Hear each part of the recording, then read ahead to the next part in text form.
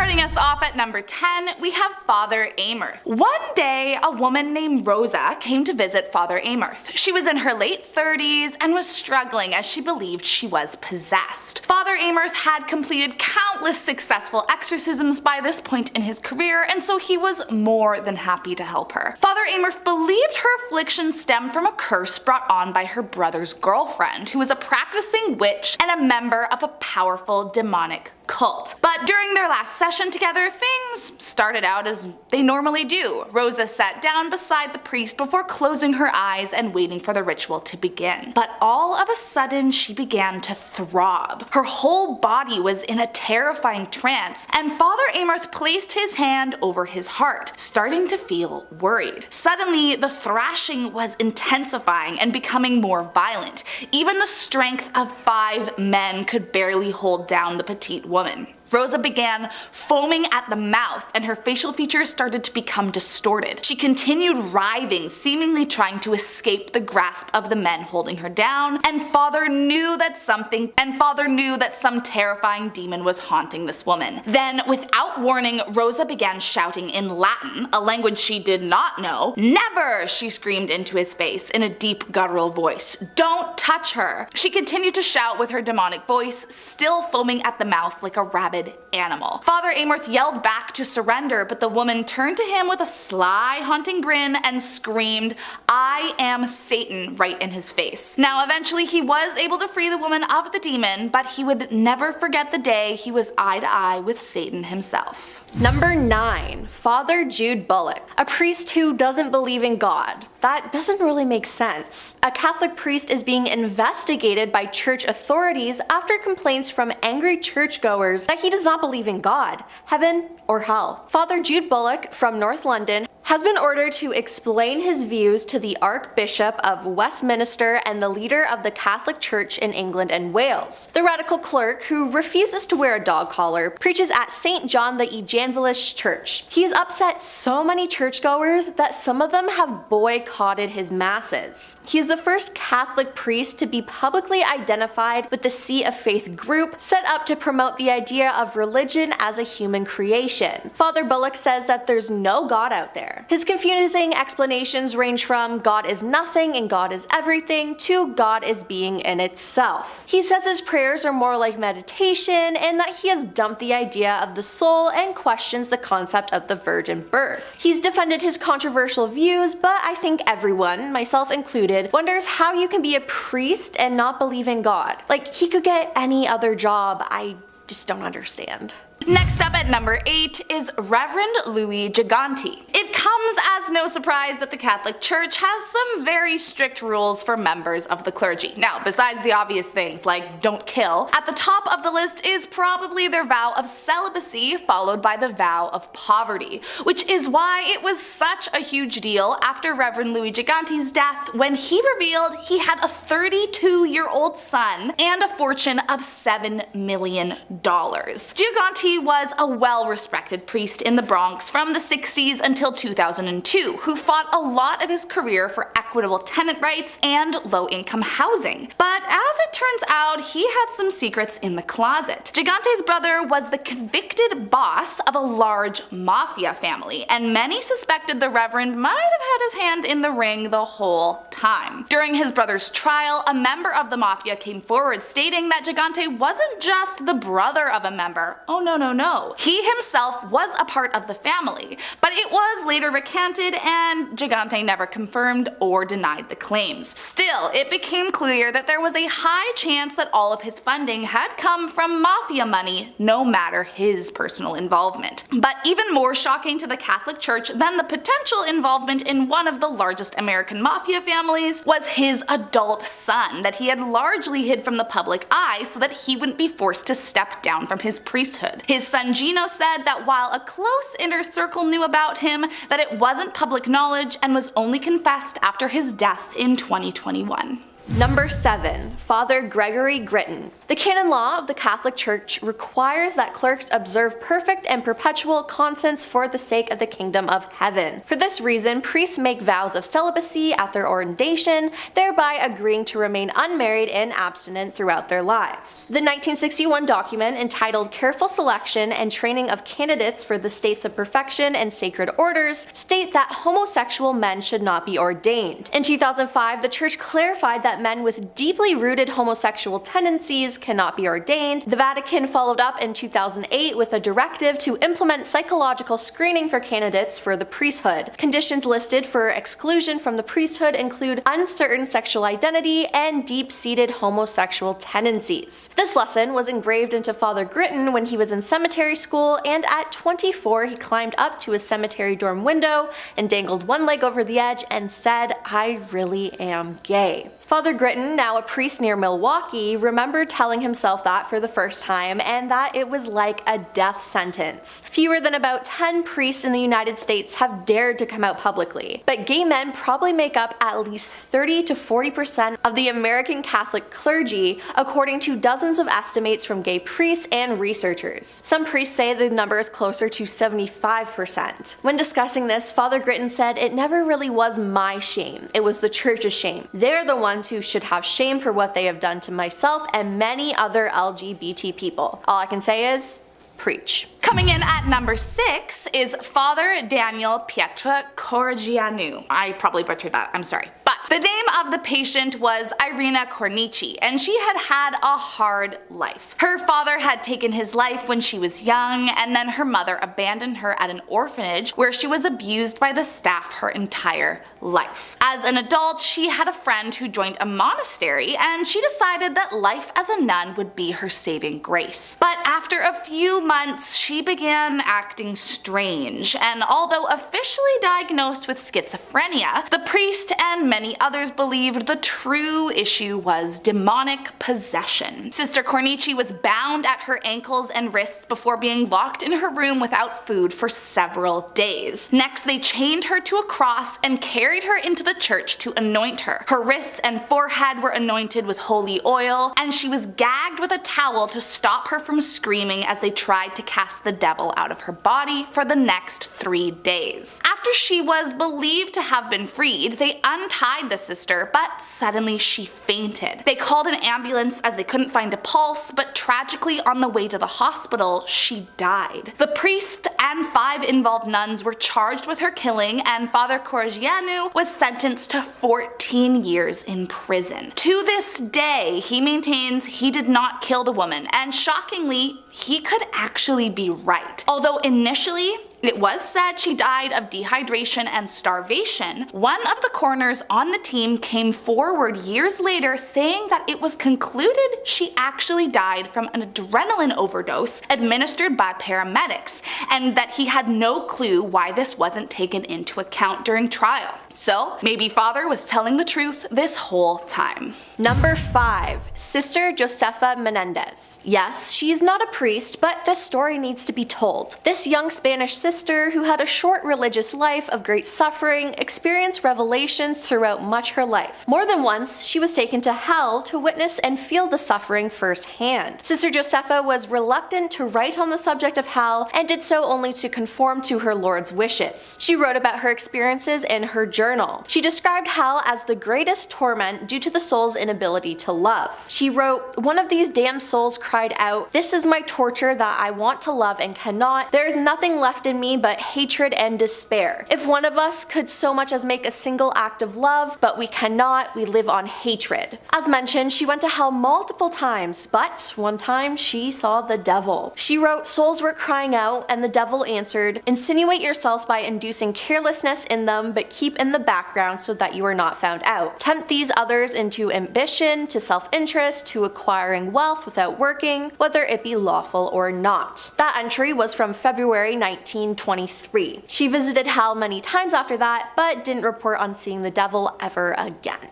Coming in at number 4 is Father Gerald Robinson. In the year 1980, Father Robinson was the priest for the chapel at Toledo Mercy Hospital. But when one of the chapel's oldest nuns was found brutally killed, Father Robinson became the lead suspect for the crime. Sister Margaret Paul was found with 31 strangely shaped stab wounds all over her body, some of which formed an upside-down cross over her heart, and with a smear of blood across her forehead, symbolizing a mockery of her last rites. When Father Robinson was initially brought in for questioning, his Monsignor interrupted the police interview and escorted him out to leave. There were no other suspects, and the horrifying case went cold for 23 years. But then, in 2003, investigators were sent an anonymous letter from a woman who called herself Survivor Doe. It outlined the corruption she'd experienced under Father Robinson. She said that he, as well as other nuns, routinely abused her during satanic rituals, and that often these rituals involved human sacrifice. She believed Sister Paul was one of these sacrifices. With these new allegations, authorities reopened the case, and with new DA technologies available, they were able to prove the weapon in the nearly 3-decade-old cold case was Father Robinson's letter opener, and convicted him for the crime in 2006.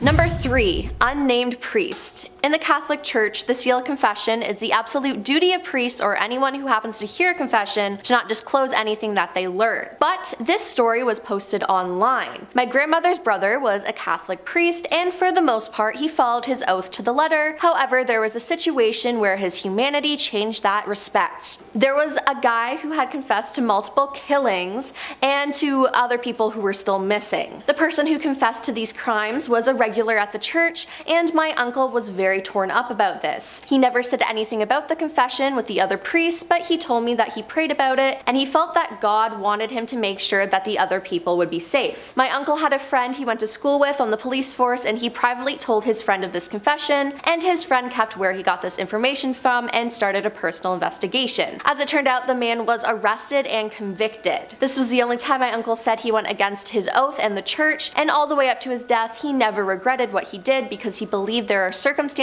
when a priest should not be bound to his oath. I have to agree to this. If you kill someone or cause serious harm to them and confess it, I feel like that should be reported to protect others. Coming in at number 2 is Hans Schmidt. Born in Germany in 1881, Schmidt knew early on that he wanted to be a priest, but he was also sort of a weird kid with a dark appetite for blood and gore, routinely caught killing animals and drinking their blood. Spoiler alert, these two passions would collide in a very bad way. By age 25, he was ordained, but after only 4 years serving in Germany, he got into some hot water with higher ups and was forced to relocate to Louisiana. Soon after, he was butting heads with the leaders, and so he moved to Manhattan and began working at St. Boniface Church. It was here that he met the woman who changed everything, Anna Mueller. She was the church's newly hired housekeeper, and shortly after Schmidt's arrival, the two began an affair. After Schmidt says God told him to love her. Schmidt was once again transferred to a different church in Harlem, potentially due to someone learning of the affair,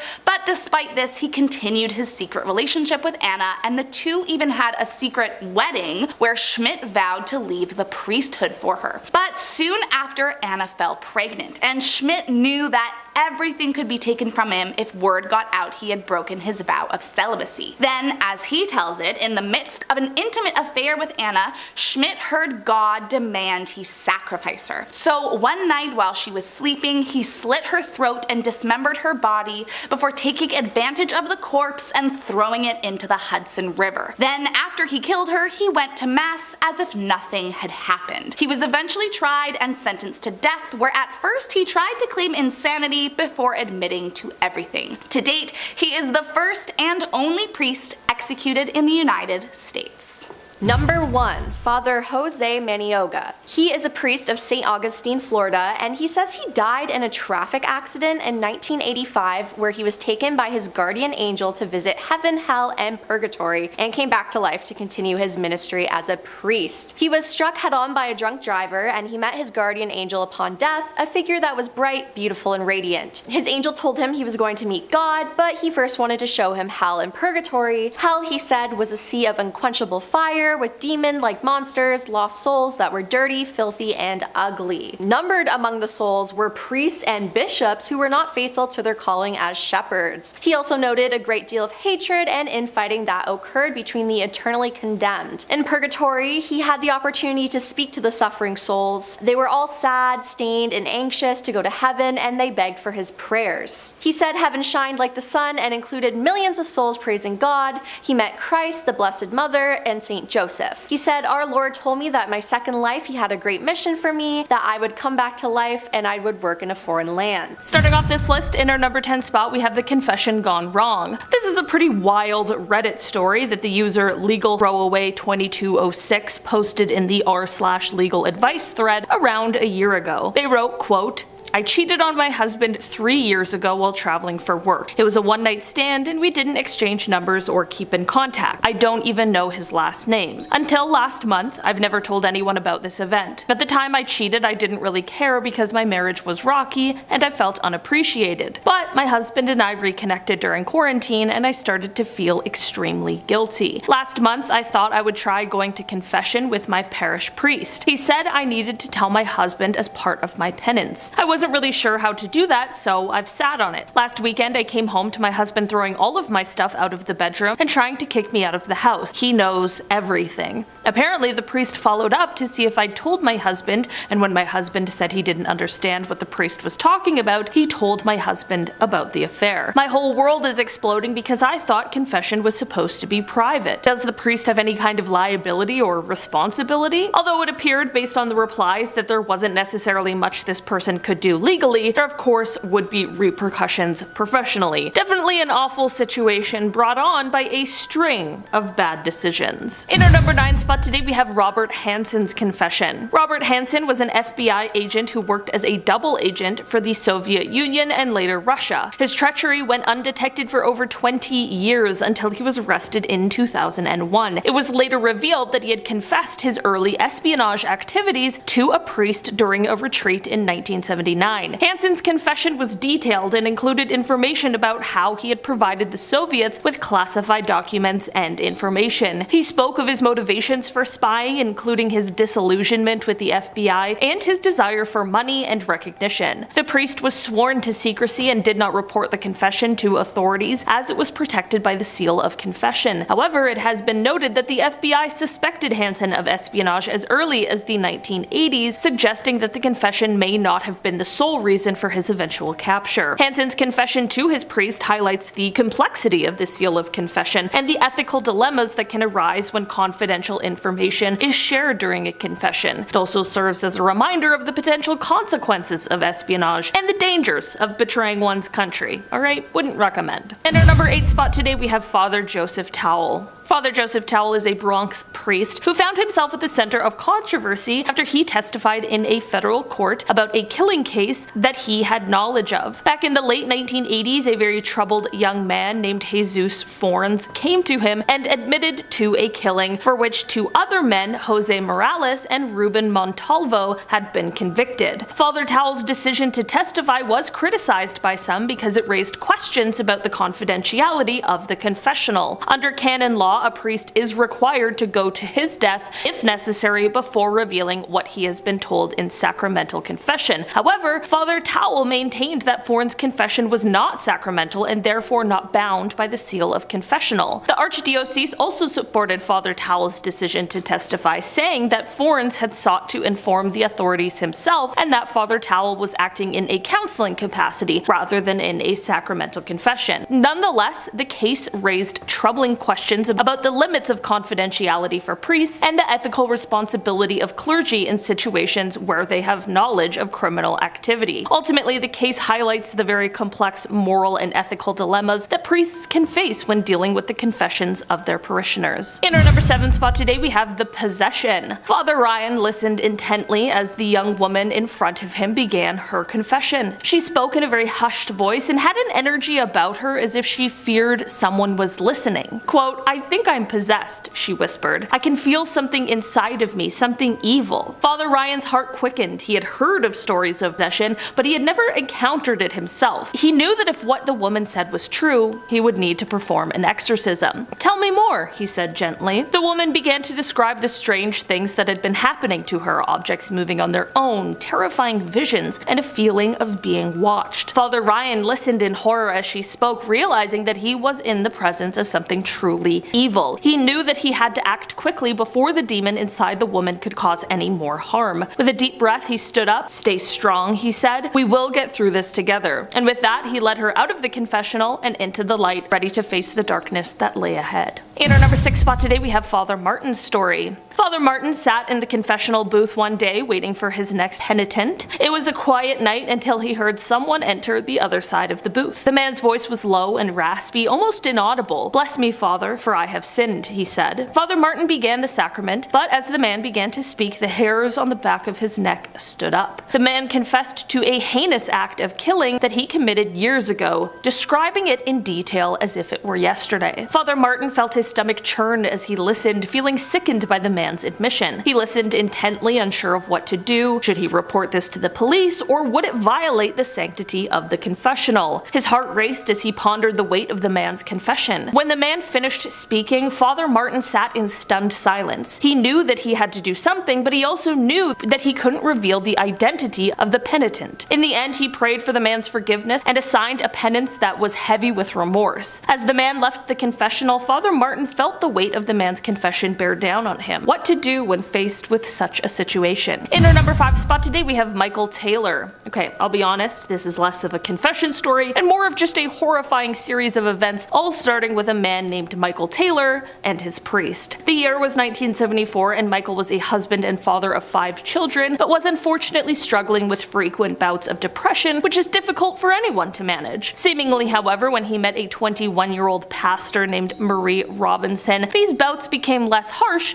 and more manageable. So far, this seems like a nice little story about someone getting the help they need, but that is not the case at all. Apparently, he claimed his depression was getting better due to the pastor's ability to exorcise the demons that were plaguing him with this illness. Michael's wife is like, okay, yeah, likely story, and confronts him about what she believes is going on, which is that he is having an affair with Marie. After this confrontation, he physically attacks his wife, which then led to him getting an actual exorcism by 2 ministers on October 5th, 1974. During this, Michael had seizures, he spit and bit the ministers, and screamed in tongues. After going through all of that, you'd expect this guy to be free of whatever the heck is going on, but unfortunately, the following day he brutally took the life of his own wife. If all of this wasn't enough to make a dreadful story, he ended up not even being convicted because the defense argued that the exorcism made him insane. In our number 4 spot today, we have Father Michael. Father Michael sat behind the confessional screen, listening intently to the voice on the other side. The voice was shaky, and he could tell that the person was struggling with what they wanted to say. Finally, the voice spoke. "Bless me, Father, for I have sinned. I have lied to my family, and it's tearing me apart." Father Michael listened as the voice explained how they had lied to their family about something very trivial, but that the lie had grown bigger and bigger, and now they couldn't bring themselves to tell the truth. Father Michael offered words of comfort and advised the penitent to speak the truth, no matter how hard it may be. As the confession ended and the penitent left the confessional, Father Michael sat in silence, reflecting on the power of truth and the burden of deceit. In our number 3 spot today, we have Father Thomas. Father Thomas listened as the woman in the confessional booth poured out her soul. She spoke of the loneliness and neglect she felt in her marriage and how it had driven her into the arms of another man. Tears streamed down her face as she begged for forgiveness, but Father Thomas struggled to offer it.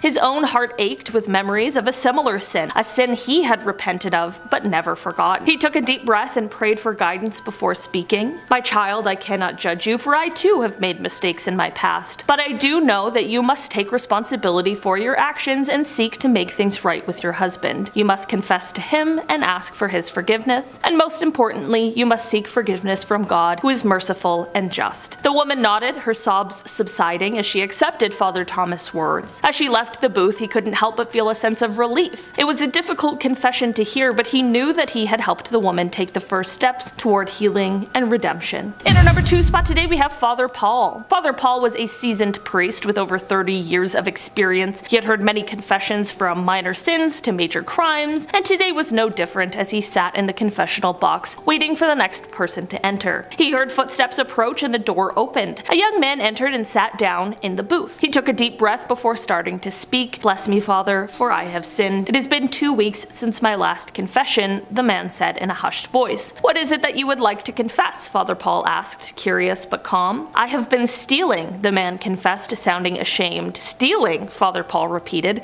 "Can you tell me more about what you have been stealing and why?" The man explained that he had been stealing from his workplace, taking small amounts of money from the cash register every day. He needed the money to support his family as they were struggling to make ends meet. Father Paul listened attentively and advised the man to confess his actions to his boss and return the money he had taken. He explained that stealing was a sin and the only way to repent was to make amends and ask for forgiveness. The man took the advice and left the confessional booth feeling relieved to have confessed his wrongdoing. Father Paul sat in the booth for a few minutes reflecting on the man's confession. He knew that everyone made mistakes, but it was important to take responsibility and make things right. As the priest closed the booth's door, he said a silent prayer for the man and hoped that he would find peace and forgiveness. And finally, in our number 1 spot today, we have Father John. Father John sat patiently in the confessional waiting for the next person to enter. He had been hearing confessions for many years, but he never grew tired of helping people find forgiveness and peace. The door creaked open and a young man stepped inside. He introduced himself as Tom and began to speak in a hushed tone. "Father, I have sinned. I have lied to my family about losing my job, but the truth is, I've been struggling with debt. I can't bring myself to tell them the truth." Father John listened compassionately as Tom spoke, offering words of encouragement and guidance. He reminded Tom that honesty and humility were essential virtues, and that by confessing his sin, he was taking the first steps towards redemption. After Tom had finished, Father John gave him absolution and asked him to make amends with his family and seek help to manage his finances. To this day, Father John has never seen the man again and continues to wonder what happened and if he ever ended up telling his family the truth. Starting us off at number 10 is David Love. Not only was David Love the pastor of the New Hope Baptist Church in Independence, Missouri, but he was also the friend and trusted confidant of Randy Stone. Or at least that's what Randy thought. Reportedly, Randy had been having marital issues with his wife Teresa, and so he often confided in Pastor Love, whom he trusted to provide thoughtful guidance to his issues. But little did Randy know, Pastor Love and his wife Teresa had been having an affair for the past 10 years and were plotting against him. The plan came to a head in 2011 after Teresa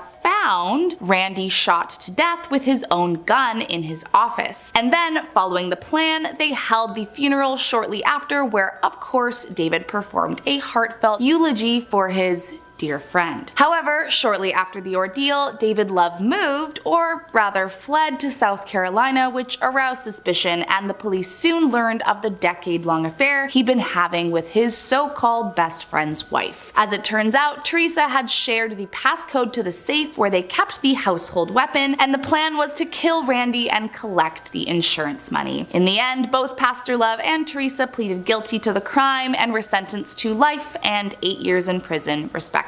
Coming in at number 9, Pope Stephen VI. Now, there are a lot of crazy things that the church has done, but this one just seems highly illogical above anything else. Back in 897, Pope Stephen VI, along with the help of the Catholic Church, actually put a dead man on trial. The trial was for his predecessor, the deceased Pope Formosus, and the successor, Pope Stephen VI, held it, accusing him of usurping the papacy. He had been already dead 7 months by the time he was put on trial, but nonetheless they wanted to go through with it. They even assigned someone to speak on the dead Pope's behalf. Unsurprisingly, not being able to stand up for himself, he was found guilty, and all his acts as Pope were declared null and void. His body was stripped of his sacred garments, and they cut off 3 of his fingers of benediction. From there, he was cast into the river, the place where all infamous criminals were disposed of for centuries. Now, he very well may have been a fraud who deserved the guilty verdict, but I mean, he was already dead. It's not like he was gonna come back and cause a ruckus amongst the church now, was he? Coming in at number 8, Pope Leo X. Now, this man was not a killer, or at least not that we know of, so compared to the other people on this list, he's definitely not as evil, but still he is widely considered one of the most convoluted popes the Catholic Church has ever seen. Pope Leo X served as the head of the Catholic Church from 1513 to 1521, and in this time he funded some of the Renaissance's most famous artwork. However, this taste for the finer things in life came at a cost, and eventually his spending habits drove the church's finances deep into the red. In an attempt to balance the books, he decided to start heavily relying on indulgences, which are essentially convincing members of the church to fork over money to buy forgiveness for their sins, which is just as icky as it sounds. This pay-for-penance scheme angered many, including Martin Luther, who challenged his practices with 95 Theses pamphlet, which in turn sparked the Protestant Reformation. Now, again, as far as evil goes, this guy is not the worst on the list, but he was also probably not the greatest guy either. Next up at number 7 is John Nelson Canning. During the mid-80s, John Nelson Canning, a Pentecostal minister from Maine, was forced to move to South Florida after being accused of embezzling funds. And already we're off to a not so great start. Once he arrived in Florida, he became the minister of a small non-denominational church called the Fountain of Life Church, which had only about 50 members in total. Now, 2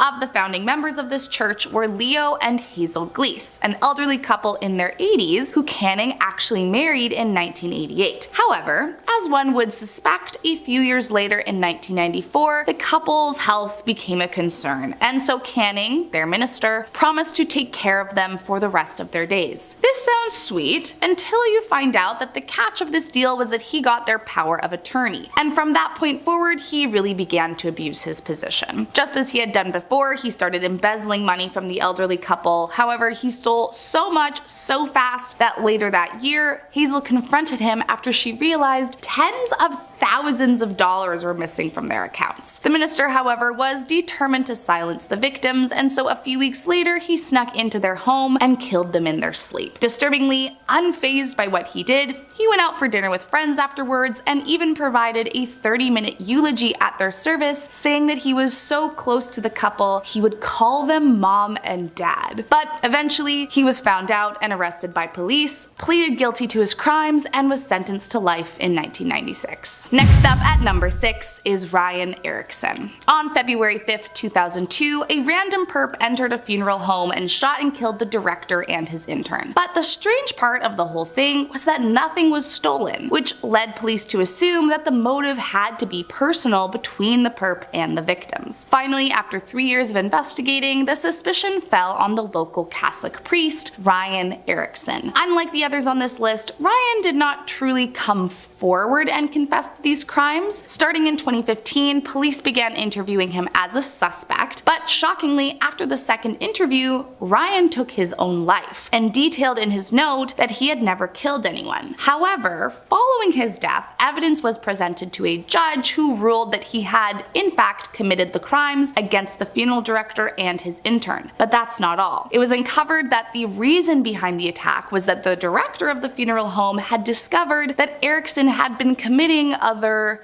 lewd crimes, the kind that could have landed him in prison for life. And so it's believed that Erickson killed the 2 men to keep his reputation safe. Coming in at number 5, the case of Sister Abaya. 30 years ago, 19-year-old Sister Abaya awoke at 4 a.m. to begin her studies at the convent. Before starting her day, however, she went to the kitchen to grab a glass of water. Nothing unusual, except that the next person to walk into the kitchen found the fridge was left open, there was a huge spill on the floor, a slipper was wedged under the fridge, and most concerning of all, no one could find Sister Abaya. A search began almost immediately for the young nun, but it didn't take long before they found her at the bottom of a well. However, despite that the young nun was found covered in bruises, cuts, and abrasions, it was ruled that she took her own life, and the story remained a solved and shut case for 16 years. That was until nuns at the convent finally petitioned for them to reopen it. And wowie, was it more complicated than originally thought. During the second investigation, 3 individuals became suspects: Father Jose Puzuru Kiel, Father Thomas M. Couture, and Sister Sephi. And And as it turns out, the young nun had not taken her own life. Apparently, she had accidentally caught the 3 members of the church in a compromising position, and in a state of panic, they struck her on the back of the head with the blunt side of an axe before dumping her body down the convent well. After another 12 years, the trio were finally sentenced to life imprisonment for their actions. However, only 2 years in, they were granted bail and their sentences were terminated by the High Court. Coming in at number 4,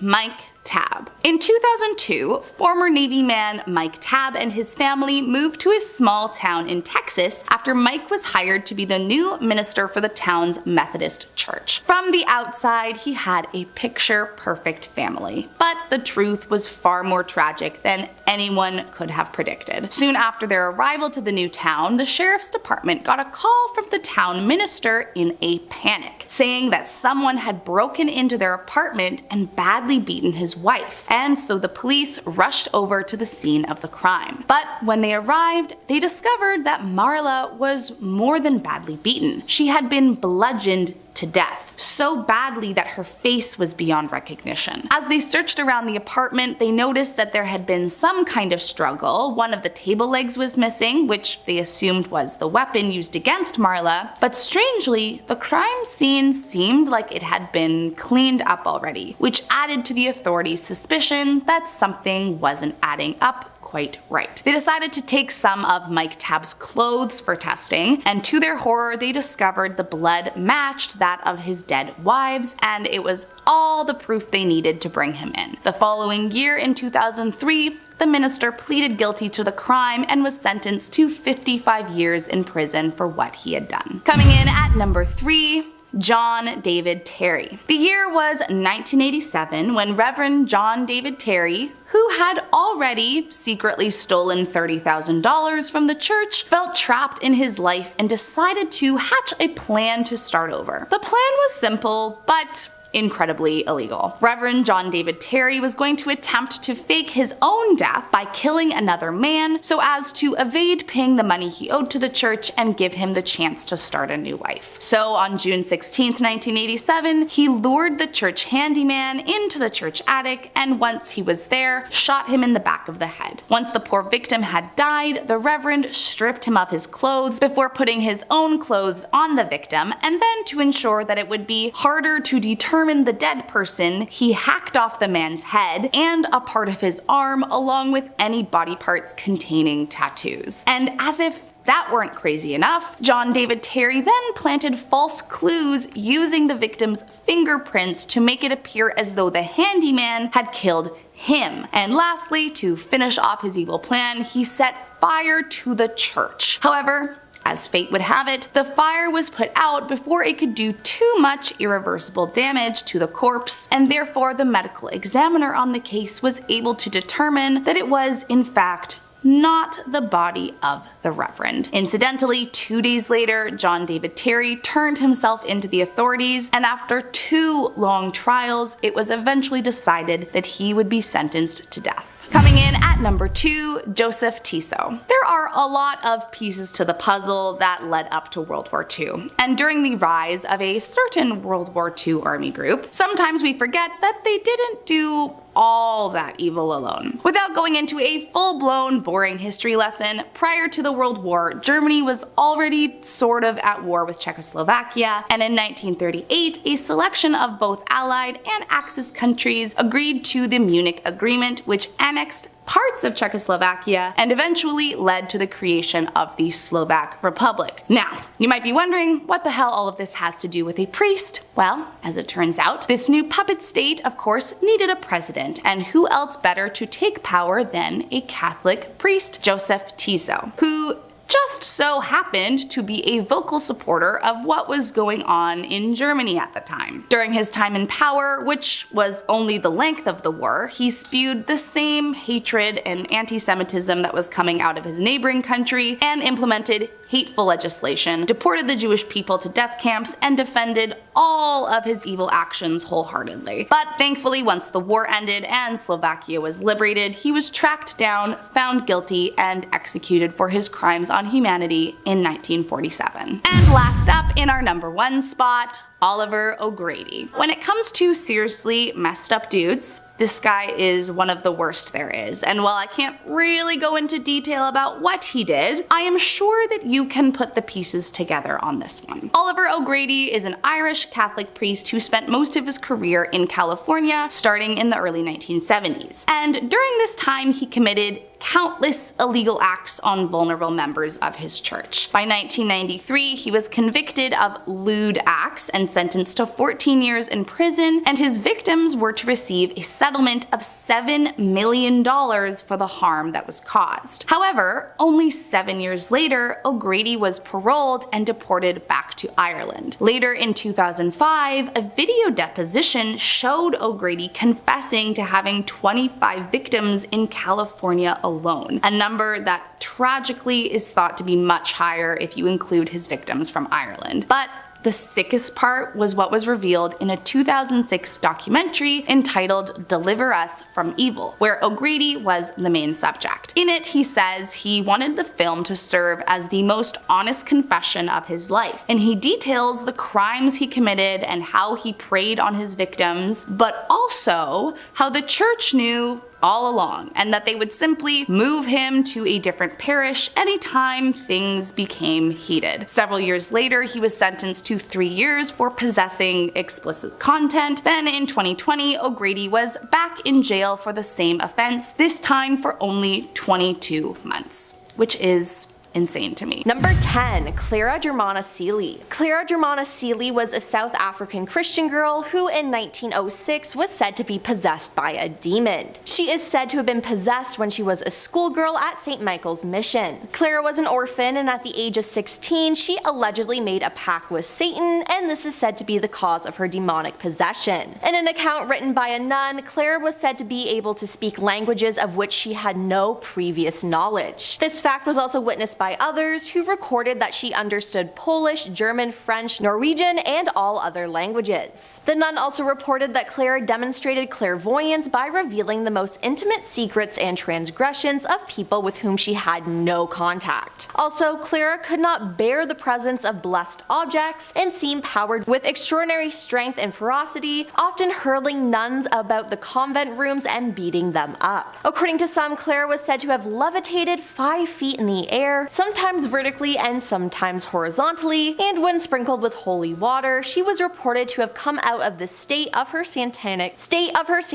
possession. During the exorcism, Clara's first action was to knock the Holy Bible from the priest's hands and grab his stole in an attempt to choke him with it. At the end of the exorcism, it was said that the demon was forced out and she was healed. Number 9. Ronald Doe. In the late 1940s in the United States, priests of the Roman Catholic Church performed a series of exorcisms on an anonymous boy, documented under the name Ronald Doe. The boy was the alleged victim of demonic possession, and the events were recorded by the attending priest. It said after a family death, the family experienced strange noises, furniture moving on its own accord, and ordinary objects such as vases flying or levitating when the boy was nearby. The family then turned to their pastor for help. During the exorcism, the boy allegedly slipped one of his hands out of the restraints, broke a bed spring from under the mattress, and used it as an impromptu weapon, slashing the priest's arm and resulting in the exorcism ritual being halted. When they did another exorcism, it was stated during the scene that words such as evil and hell, along with other various marks, appeared on the teenager's body. Allegedly, during the litany of the saints portion of the exorcism ritual, the boy's mattress began to shake. Number 8. Barbie Hallet. Barbie Hallet was a young servant in Quebec in the 1660s who was possessed by a demon. Priests and nuns performed rituals to drive the demons away, with the bishop and governor argued about how to investigate their suspicions of witchcraft. A local miller named Daniel Voley, accused of using his knowledge of the dark arts to torment Barbie, was imprisoned and then executed. Barbie continued to experience the symptoms of demonic possession for months even after the alleged witch was executed. The end of Barbie's ordeal came in the form as an exorcism, or what sounds very much like one, conducted by a layperson using a rib bone believed to belong to the deceased Jean de Berbeuf. And fun fact, this was Canada's first documented demon possession case. Number 7. Father Gabriel. In 1997, Father Gabriel Amorth conducted his exorcisms in Rome and was dealing with one troubled man. He asked for the help of Jesus, and the young man he was dealing with began to curse and spit and started using English instead of his native Italian. Screaming and howling, the demon burst forth and looked straight at him, drooling saliva from the young man's mouth. Father Gabriel said he returned fire with prayers and other ritual recitations, demanding that the demon reveal its name. He said, "Unclean spirit, whoever you are and all your companions who possess the servant of God, I command you, tell me your name, the day and the hour of your damnation." The man, fixed with a glare, snarled and said, "I am Lucifer." Father Gabriel was shocked. He did not expect to receive such a terrifying response. Now the father mostly used prayer as his weapon, and as Father Gabriel continually commanded the demon to leave its host, it eventually left. Number 6. David Glatzel. In 1981, a young boy named David Glatzel had played host to a demon. After witnessing a number of increasingly ominous occurrences involving David, his family, exhausted and terrified, decided to enlist the aid of Ed and Lorraine Warren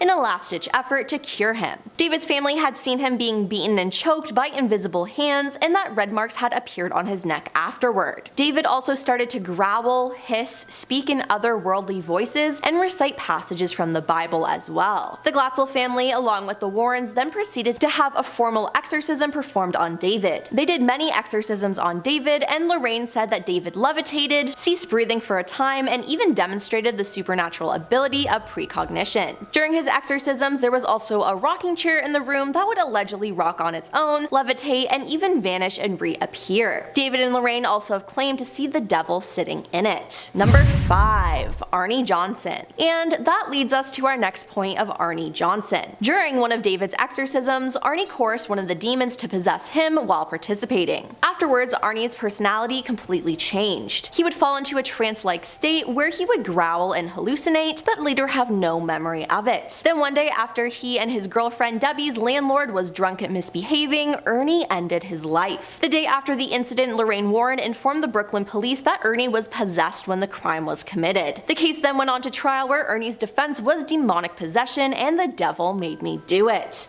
The jury deliberated for 15 hours over 3 days before convicting Ernie of first-degree manslaughter. Though he was sentenced to 10 to 20 years in prison, though he only served 5. Number 4. Michael Taylor. Michael Taylor became notable in England in 1974 as a result of the Ossett and his alleged demonic possession. Michael lived in Ossett, West Yorkshire, working as a butcher. In 1974, his wife, Christine, stated to a Christian fellowship group to which Michael belonged that his relationship with the lay leader of the group, Marie Robinson, was carnal in nature. Michael admitted that he felt an evil within him, and during the next meeting, Michael received an absolution, but nevertheless, his behavior continued to become more erratic. As a result, the local vicar called in other ministers experienced in the deliverance in preparation to cast out the demons residing within the man. The exorcism, which occurred on the 5th and 6th of October 1974 at St. Thomas's Church in Galber, was headed by Father Peter Vincent and was aided by Methodist clergyman the Reverend Raymond Smith. The exorcists believed that they had, in an all-night ceremony, invoked and cast out at least 40 demons. At the end, exhausted, they allowed Michael to go home, although they felt at least 3 demons were still left with him. Number 3. Julia. Dr. Richard Gallagher had a girl named Julia come to his house and tell him that she was possessed. Julia exhibited a series of behaviors that constituted a once-in-a-century possession, from speaking in languages she claimed not to have known to allegedly levitating for over half an hour during an exorcism. "I know I'm possessed," Julia told Richard during a consultation. "I space out and then I don't recall what happens. They tell me a voice comes out of me. I don't know. I don't remember anything. It's a demon, I'm sure." Objects would fly off shelves around her. She somehow knew personal details about Richard's life, like how his mother had died of ovarian cancer, and the fact that the 2 cats in his house went absolutely berserk fighting each other the night before one of her sessions. Julia even found a way to reach him even when she wasn't with him, he says. He was talking on the phone with Julia's priest one night when both of the men heard one of the demonic voices that came from Julia during her trances, even though she was nowhere near a phone and thousands of miles away. Number 2. 2. Anneliese Michael. Anneliese Michael was a German woman who underwent 67 Catholic exorcism rites during the year before her death. When she was younger, she experienced a seizure and was diagnosed with psychosis caused by temporal lobe epilepsy. Shortly thereafter, she was diagnosed with depression and was treated by a psychiatric hospital. By the time she was 20, she had become intolerant to various religious objects and began to hear voices. After the taking of psychiatric medications for 5 years failed to improve her symptoms, Anneliese and her family became convinced that she was possessed by a demon. As a result, her family appealed to the Catholic Church for an exorcism. While rejected at first, 2 priests got permission from the local bishop in 1975. The priests began conducting exorcism sessions and the parents stopped consulting doctors. She became increasingly scary, speaking about dying to atone for the wayward youth of the day and to the apostate priests of the modern church. A total of 67 exorcism sessions, 1 or 2 each week, lasting up to 4 hours each, were performed over approximately 10 months in 1975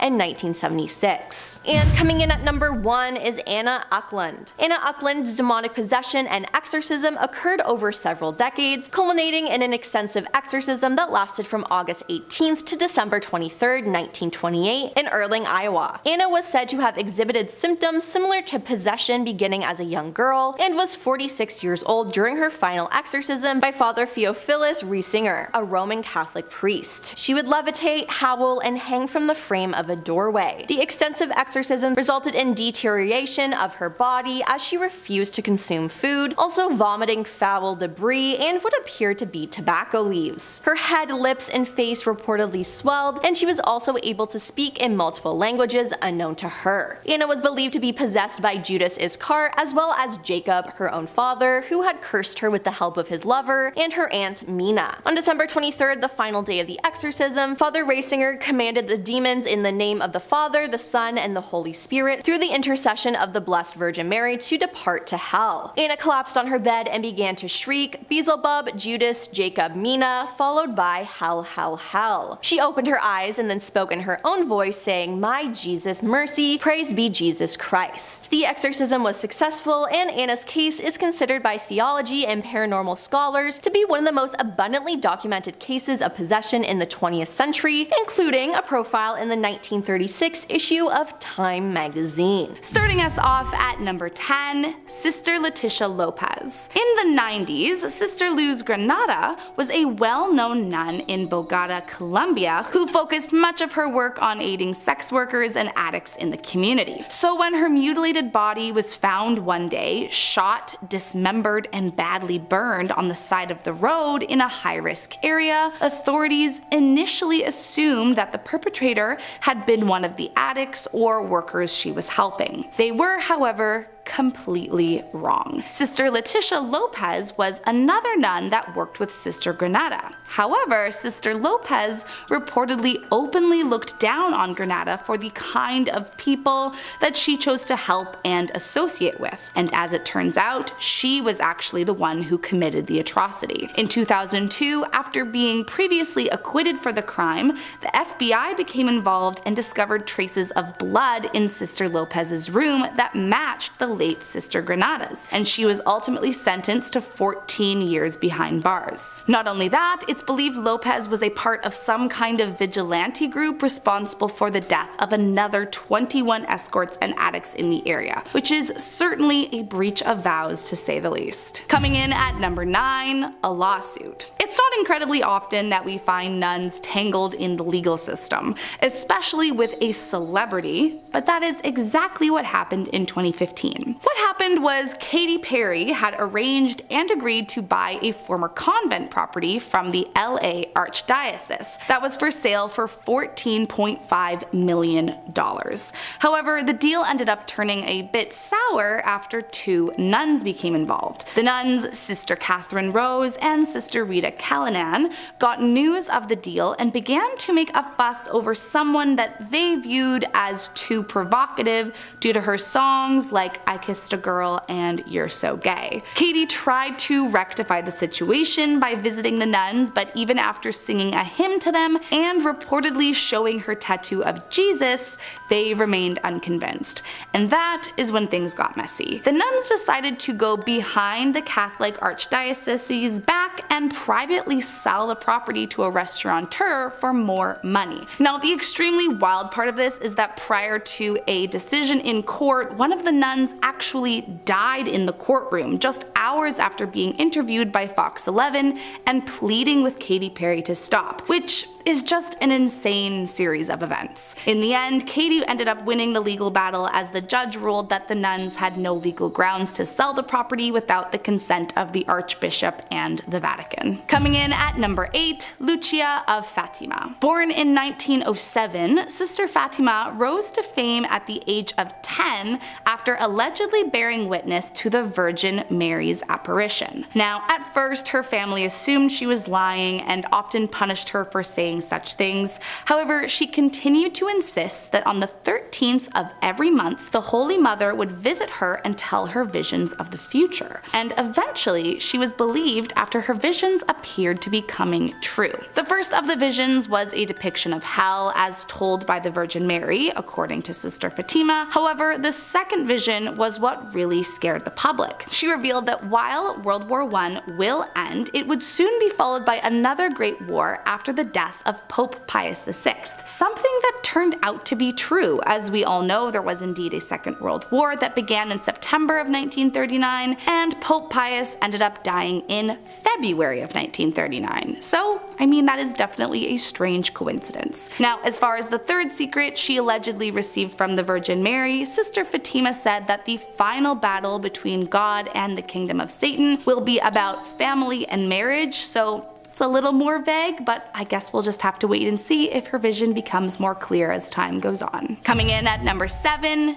demon nuns. In 1632, the Ursuline convent faced major concern after it appeared that all 17 of the nuns presiding inside claimed to have been possessed by a demonic entity. The demon in question was allegedly Asmodai, and the nuns of the convent say he was sent to commit evil and imprudent acts with them. As is recorded, the nuns were found convulsing, screaming, and barking, among other strange activities, and despite the priest Father Grandier's best interventions to exorcise the demons, the nuns remain haunted by the entity. However, things took a turn when the nuns began accusing the priest of being the one who summoned the demons in the first place. In the end, the court decided that the priest had made some kind of pact with the devil that allowed for the nuns to be possessed, and he was burned at the stake for his alleged witchcraft. Coming in at number 6, Sister Josefa Mendez. During her short life as a nun, Sister Mendez claims she was taken to see hell multiple times, and while she was initially very reluctant to write about the horrors she witnessed and experienced firsthand, eventually she came around to honor her Lord's wishes. The experiences she wrote about in her journal were terrifying, but the surprising point that she often repeated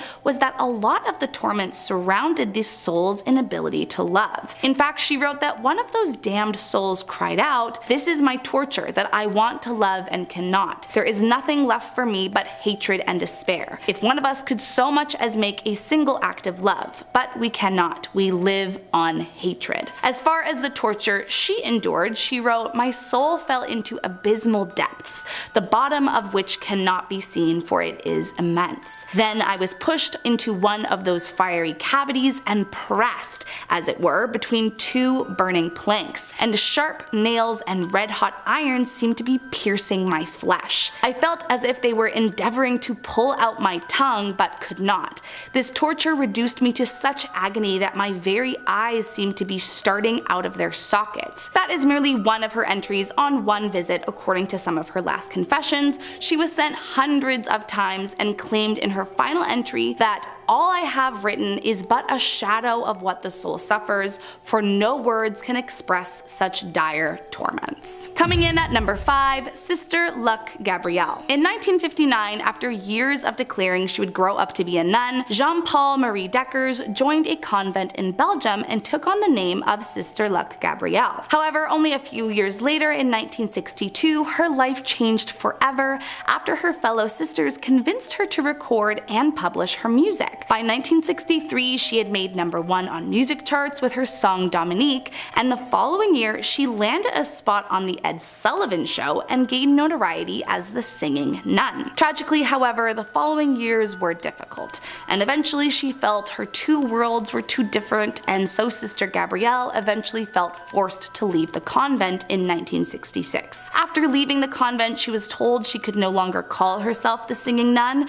and was forced to change her stage name. Despite this, she remained a practicing Catholic but challenged many thoughts of the church. She was speculated to be gay and released a song in favor of birth control, among other things. However, her career never really flourished. Tragically, as the years went by, Jean-Paul's mental health declined until in 1985, both her and her lifelong partner Annie Pechet took their lives together. In their final note, they requested to be buried by a Catholic church as they had remained faithful followers until their final day. I mean, honestly, this one might be more sad than horrifying, but still. Coming in at #4, Sister Marie Inconnu. I guess this one is technically more of a lack of a confession. However, the result is truly horrifying nonetheless. According to a legend that dates back to the 18th century, there once was a nun named Sister Marie who requested she be transferred from France to Canada during the Acadian and British conflicts to help the Acadian people in eastern Canada. It's said that Sister Marie was a devoted nun, loved by all in the village, and that she was in charge of protecting a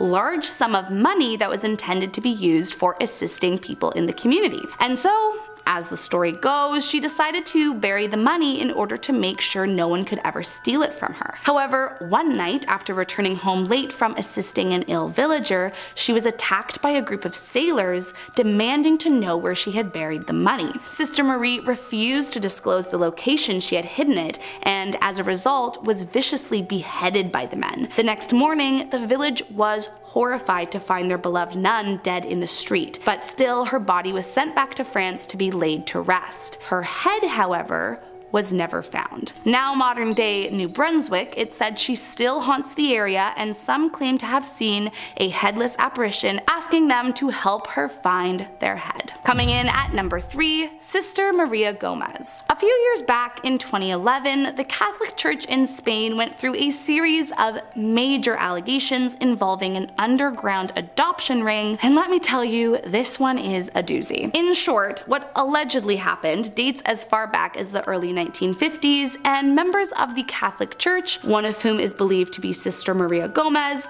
were illegally selling off newborns in exchange for massive sums of money. To make matters worse, it's suspected there have been around 2,000 cases of this, and the ring that Sister Gomez was allegedly involved in would reportedly lie to mothers and tell them that their new little bundle hadn't survived labor, present them with a decoy so that they could see they were not alive, and then sell off the real person to adoptive families. I mean, it's diabolical. Apparently, several parents came forward on their deathbeds confessing to their now adult sons and daughters the truth of how they acquired them, and many got DNA tests to confirm what they hoped would not be true. But sadly, their parents, who turned out to be their adoptive parents, were telling the truth. To date, the only person to be charged for the crime is Sister Maria Gomez, but there are sure to be countless others involved in the scandal. Coming in at #2, Maria Monk. Author of the 1836 novel Awful Disclosures of Maria Monk, Monk became a well-known, if not blacklisted public figure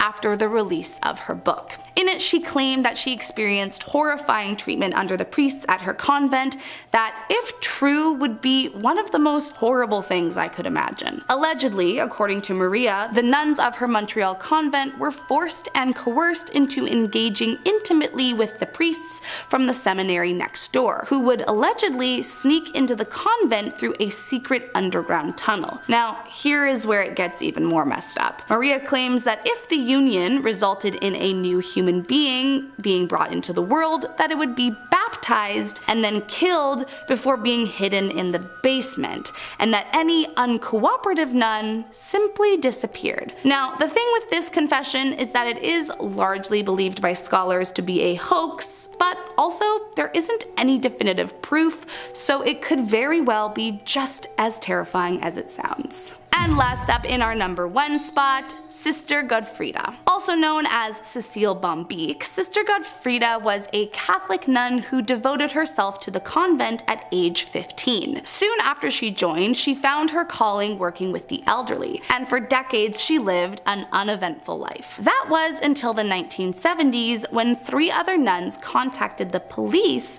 after they noticed something strange going on in the nursing home. For a while, the nuns had been keeping a log of the patients the now Mother Superior dealt with, but they noticed that she strangely had a suspiciously high death rate among her patients. As it turns out, dear Mother Superior had a nasty habit and didn't actually like working with old people as much as she let on. Along with stealing around $30,000 from her elderly patients, Sister Godfrida eventually confessed to killing 3 patients with a fatal dose of insulin, claiming that they were too difficult to care for at night. Once they were dead, she stole their belongings to support her addiction, and while she only confessed to 3 killings, authorities have reason to believe she took the lives of as many as 30 people. Coming in at number 10, we have I'm Worried I'll Burn. This one was of course pulled from Reddit, and it follows a priest who isn't so happy about moving on to the other side. You think after a life of servitude to God, you would be ready to move on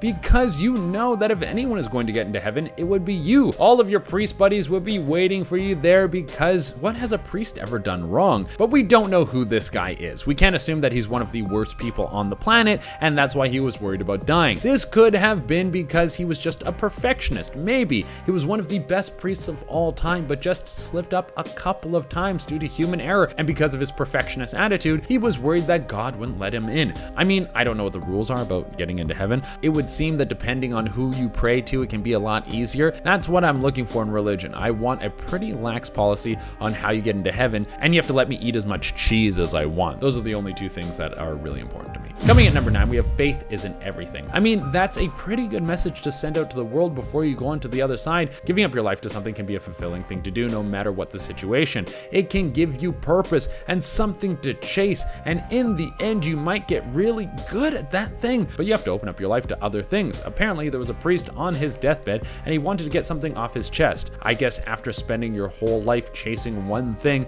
and then looking back on everything that you did, you might be a little regretful. Maybe this dude wanted to spend some more time with his family and friends, or there was a love that he let slip away because he was too caught up in the church. I don't know, dude. I have never been to church, so I don't know how much time it can take out of your life. It would seem like for some people, it consumes their whole life. Coming in at number 8, we have a life without love is false. Sort of rolling off our last point with things that a priest could say to help bring more happiness into your life, we have a dude who said that life without love is false. Now, what does that mean exactly? Is he talking about a very specific kind of love, like getting married, or does he just mean having love for all the people around you to make sure that you are constantly spreading kindness? Well, the thing is with a lot of these last word statements is that we never really know what these people want or what message they were trying to send out, because before you know it, they're gone. And frankly, this one isn't scary if you look at it from the angle of someone who's trying to tell you to love one another with his last breath. But if you look at it from another angle, it might have been a sad old man who didn't have enough love in his life, and now he's warning the people around him not to make the same mistake. Coming in at number 7, we have simply pray. A priest was told by a doctor that he would most likely pass within a few days. As he was laying in his bed before the Grim Reaper came to give him a visit, he had many people come through who wanted to say goodbye. When they would ask him questions, or even when they would say how much they were going to miss him, he would always say the same thing: simply pray, which is a very peaceful thing to say before you move on. I feel like that would give people a lot of clarity as to what they need, because people would be coming to you in your final moments and they would want some sort of relief from their grief. But in reality, you don't have the power to give them that. That power is within them. So the only thing you can really do is tell them to pray and find peace with your final moments. Coming in at number 6, we have never make love. Now, these weren't the exact last words of this priest, but I don't think you can say what he actually said on YouTube, or else we would get demonetized. There was a priest who wanted to to spread out to the world with his final breath, his last confession, the last thing that anyone would ever hear from him, that there was no time you should ever have carnal knowledge of another person. I mean, it seems a bit extreme if you ask me. I mean, even if you're the most religious person in the world, even if you're one of the most hardcore God lovers that has ever walked the earth, you know that you need to make hanky-panky sometimes, because if we didn't, there wouldn't be anyone left on the planet after a few generations. I think this dude might have been trying to finish his sentence, but he didn't have the strength. Maybe what he meant to say was never make love without taking a shower first. Even though I don't agree with that, sometimes you gotta flow with the moment, baby. Coming in number 5, we have I Took a Life. Geez, this would be something where I wouldn't know how to act. It would be a very awkward moment, and I'd probably just be doing that shifty eye thing when you're looking around like, oh, is everyone thinking what I'm thinking? I would just be looking around the room to see how everyone else would be taking in this information. I hope that I wouldn't be the only one who felt like he didn't know how to respond. But this came way of Reddit, of course, and the writer of this point said that apparently they were next to a priest right before he passed, and the man just started crying and saying that he caused someone to die. He didn't say how, he didn't say what happened, he just was sort of distraught and freaking out. People in the room were trying to calm him and ask him what happened, but before you know it, the man was gone from this plane of existence. And everyone in the room was just left there sitting and wondering if what he said was true or if he was just having an episode before he passed on. Coming in at number 4, we have A Secret Life. This one stirred up a bit of a fuss in the comment section of this Reddit post. The responses were all over the place. Some people thought that this could have meant the priest secretly had a family that didn't know he was a man of God because they weren't supporters. Some people thought that this could have meant that he was secretly gay and didn't want his followers to know because he knew that they would disown him. I really have no idea what the final verdict on this was, but it might be the most mysterious one on this list. Coming in at number 3, we have I Had an Affair. I don't know what all the rules with being a priest are, but I'm pretty sure that you aren't allowed to get down and dirty with anyone. Now, I don't know if you have had intercourse with someone, if that means that you can never become a priest, or if it's once you have become a priest, you're not supposed to ever do the deed again. But either way, hearing from a priest in his last moments that he was out gallivanting with his thang out might shake your faith in religion a little bit. This one was pulled right from Reddit and said that a priest's last confession was that he did the thing more than once with more than one person since he had been a priest. Now, just for the record, I support that behavior because I don't think anyone should be forced to never juice it up. But I think if you're a person of God, this might rattle your cage a little bit, knowing that your priest might have gotten laid more than you. Coming in at number 2, we have I Was a Demon. Yeah, that's not the last thing you want to hear come out of the mouth of a priest. Imagine some dude who was in charge of giving you all your holy recommendations, like the dude who was in touch with God and really told you how to live your life. If you don't want to go to hell and you want to make it into heaven,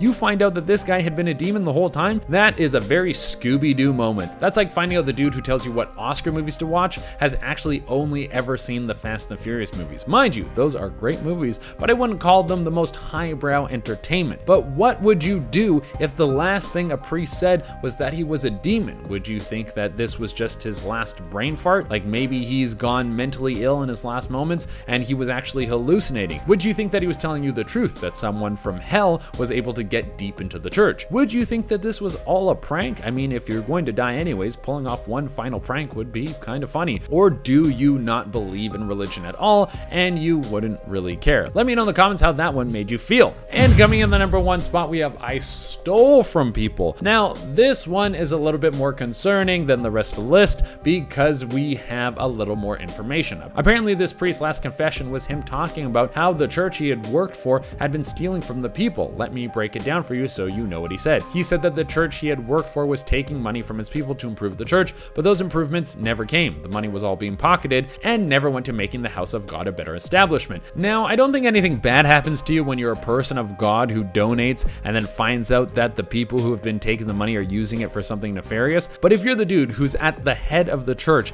and you've been pulling something like this off the whole time, well, then things might not be looking that bright for you on the other side.